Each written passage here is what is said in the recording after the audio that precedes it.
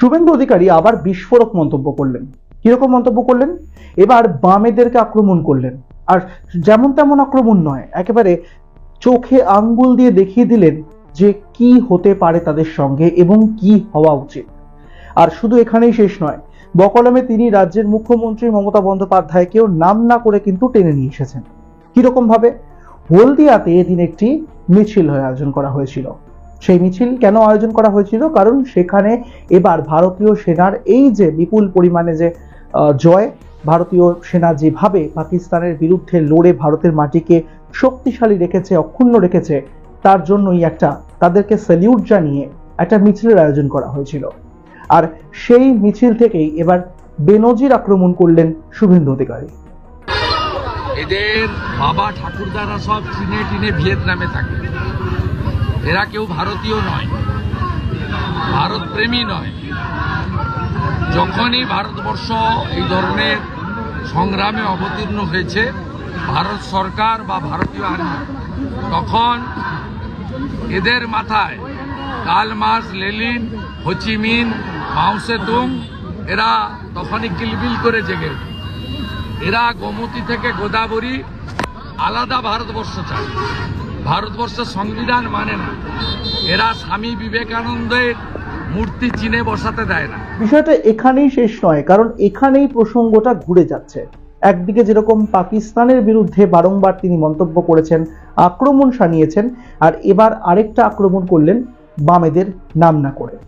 তিনি বললেন যতবার ভারতীয়রা যতবার এগোতে চেষ্টা করেছে, যতবার কোনো রকম সন্ত্রাস বা ইত্যাদি নাম না করে তিনি বলেছেন এগোনোর চেষ্টা করা হয়েছে, ততবার কিছু মানুষ রয়েছেন যারা কিন্তু তাদের মাথায় তখন কার্ল মার্কস, লেনিন, হোচিমিন এগুলো কিলবিল করে উঠেছে।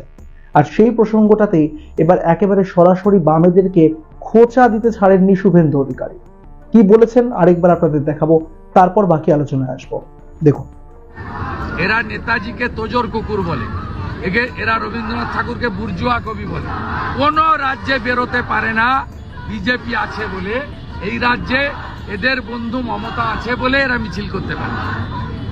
বাংলার মানুষ বিজেপিকে আনুন, এদের বাড়ি থেকে বেরোতে দেব না, বাড়ি থেকে বেরোতে দেব না। এক পা রাস্তায় নেমে যদি দেশ বিরোধী কথা বলে ঠ্যাং ভেঙে হাতে ধরাবো, হাত ভেঙে ঠ্যাঙে ধরাবো। ঠ্যাং ভেঙে হাতে ধরাবো, হাত ভেঙে ঠ্যাঙে ধরাবো, এরকম মন্তব্য তাকে করতে শোনা গিয়েছে।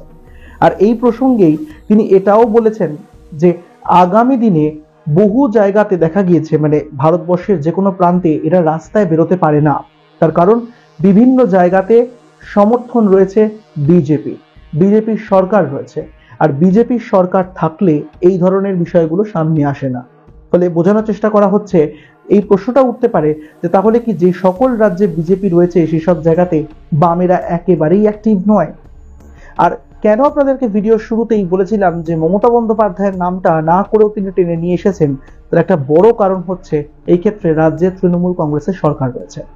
এবার আপনারা তো জানেন, কখনো তৃণমূল বলে যে বামেরা এবং বিজেপিরা বিভিন্ন রকম সলা পরামর্শ করছে, কখনো আবার এটাও বলা হয় যে বিজেপি বলে থাকে যে বামেরা এবং তৃণমূল কংগ্রেস একসঙ্গে কোনো রকম জোট বাঁধছে, নাম না করেই তিনি আক্রমণ করেন।